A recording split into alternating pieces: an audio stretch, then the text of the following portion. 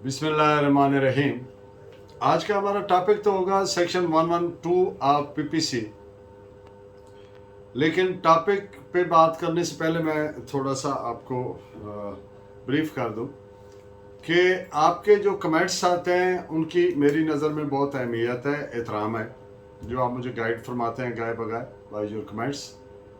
तो ये कुछ दोस्तों की रिक्वायरमेंट थी कि हर लेक्चर के एंड पे मैं किसी न किसी लीगल टर्म फ्रेज का या किसी लीगल प्रिंसिपल का मैक्सिम का ज़रूर बयान कर दूं, एक्सप्लेन कर दूं और कोई शेर भी एक आध पेश करूं। तो लिहाजा हर लेक्चर के एंड पे एक लीगल प्रिंसिपल मैक्सिम या कोई टर्म फ्रेज जो लॉ में बड़ी फ्रीक्वेंट आप सुनते हैं अदालतों में या पढ़ते हैं किताबों में, तो उसको ज़रूर एक्सप्लेन करता जाऊंगा।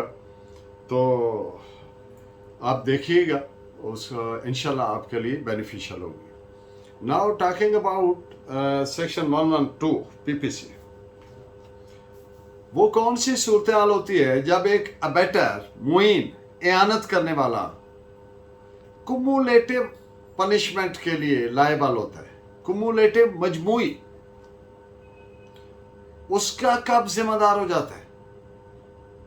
तो इस पे डिटेल बात करने से पहले जो डेफिनेशन प्रोवाइडेड है सेक्शन 112 की, वो मैं आपके सामने पढ़ देता हूं, फिर आगे इसको एक्सप्लेन करें। If the act for which the abettor is liable under the last preceding section is committed in addition to the act abetted and constitutes a distinct offence, the abettor is liable to punishment for each of the offence. यानी अगर मोइन एयानत करने वाला abettor जिस fail के लिए जिम्मेदार है, जैसा कि लास्ट प्रीसीडिंग सेक्शन यानी सेक्शन 111 पीपीसी में ठहराया गया है, अगर वो फेल इन एडिशन टू एयानत, यानी एयानत एक जुर्म की गई, लेकिन उसके अलावा इन एडिशन टू दैट उस जुर्म से के अलावा और भी कोई जुर्म कर दिया, इन एडिशन टू एयानत कर दिया, इर्तिकाब किया, और वो जो इजाफी अफेंस कमिट किया वो in itself A distinct offence है।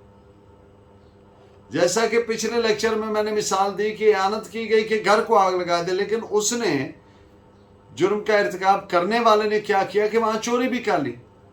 तो ये चोरी एक डिस्टिंक्ट अफेंस है इन इटसेल्फ। पीपीसी में आप जानते हैं कि चोरी एक अफेंस है, सब्सटेंटिव। तो ऐसी सूरत में मुइन जो है, अबेटर जो है, वो हर एक जुर्म की सजा के लिए जिम्मेदार है। यानी एक तो जिसकी एयानत की है और एक वो जो इर्तिकाब फेल करने वाले ने in addition to that commit किया है। तो हर एक जुर्म के लिए for each of the offence the abettor shall be held liable. इस सेक्शन के साथ एक वो दी गई है इलस्ट्रेशन भी, जो कुछ इस तरह से है कि ए बी को इलस्ट्रेशन हो या एक्सप्लेनेशन हो, this is enacted provided by the legislature. इसलिए इसकी लीगल वर्थ और वैल्यू वही है जैसे एक सेक्शन की होती है, और इसको प्रोवाइड करने का ऑब्जेक्ट पर्पस ये होता है कि अदालत को गाइड करना कि इस सेक्शन को किस तरह से इंटरप्रेट करना है, इसका तशरीह ताबीर कैसे करना है, वो पैरामीटर प्रोवाइड कर दिए जाते हैं। अब ये इलस्ट्रेशन कहती है कि ए बी को इंस्टिगेट करता है कि पब्लिक सर्वेंट ने जो उनको डिस्ट्रेस किया है, डिस्ट्रेस दिया है, तकलीफ दी है, उस डिस्ट्रेस की बाई फोर्स रेजिस्ट करे, बजोरे ताकत उसकी मजामत करे। अब बी जो है वो पब्लिक सर्वेंट की दी गई डिस्ट्रेस, तकलीफ, उसकी मजामत करता है ताकत के जरिए, बाई फोर्स, اور اس مزاحمت کے دوران he causes grievous injury to the public servant. وہ اس کو ضرب شدید لگاتا ہے، زخمی کر دیتا ہے۔ اب بات یہ ہے کہ وہ جو ارتکاب فعل کرنے والا ہے، ملزم ہے، اس نے 2 جرائم کا ارتکاب کیا۔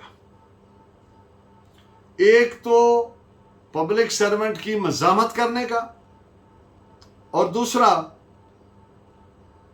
دوسرا جو اس کو گریوس ہارٹ انجری کاز کی ہے، ضرب شدید جو کاز کی ہے۔ اب سوال پیدا ہوتا ہے کہ اے جو ابیٹر ہے، جس نے اعانت کی ہے، اس کو انسٹیگیٹ کیا ہے، آمادہ کیا ہے کہ وہ جو فعل کرے، بی، تو اے کیا صرف اعانت کی حد تک ذمہ دار ہوگا، یا جو گریوس انجری کاز کی ہے اس نے، اس کے لیے بھی سزا کا ذمہ دار ہوگا؟ تو اے جو ہے وہ اگر یہ سمجھتا ہے، چونکہ وہ بی کو جانتا ہے جس کی اعانت کر رہا ہے، اس کا ٹیمپرامنٹ، اس کا مزاج، اس کا، کہ یہ کیا امکان ہے، is it likely, can it be happen کہ وہ مزاحمت کے دوران کس حد تک کر سکتا ہے۔ اگر اس کو اس امکان کا اندازہ ہے کہ بی ضرب شدید بھی کاز کر سکتا ہے، تو پھر اے ایک تو ابیٹمنٹ کرنے کے جرم کا ذمہ دار ہے، لائبل ہے سزا کے لیے، اور دوسری جو اس کے ابیٹمنٹ کے کانسیکوینس میں دوسری جو انجری، اب آپ جانتے ہیں گریوس انجری لگانا is in itself a crime, ایک سبسٹینٹیو انڈیپینڈنٹ ڈسٹنکٹ افینس ہے۔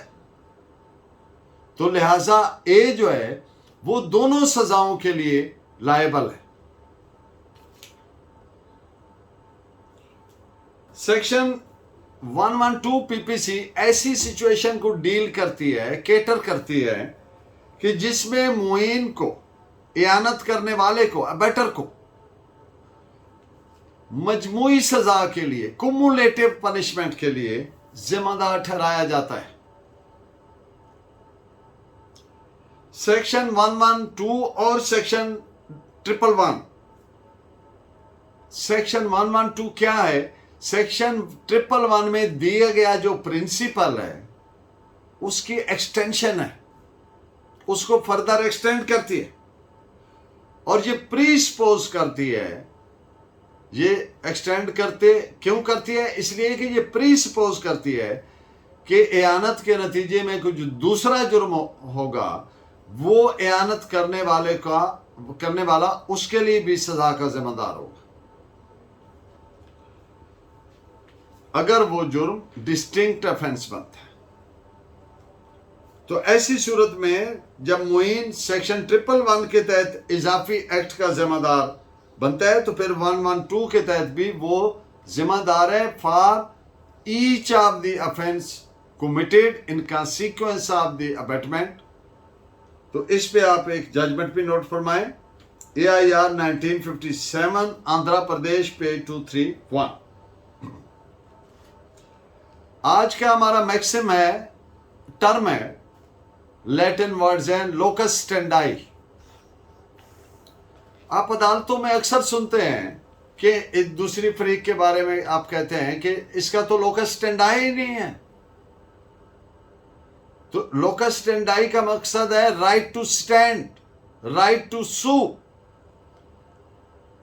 اور the right to be heard in the court اور ادر پروسیڈنگ۔ تو یہ جو میں نے گزارشات کی، ان پہ آپ ایک ججمنٹ بھی نوٹ فرما لیں، جس میں آپ کو ڈیٹیل مٹیریل اویلیبل ہو جائے گا۔ This is reported as NLR 1979 Civil 230۔ اور ان دی اینڈ آج کا شعر، دل مضطرب ذرا حوصلہ، نہیں مستقل کوئی مرحلہ۔ Thank you very much. Keep watching and guiding me by your valuable comments. Allah Negeban.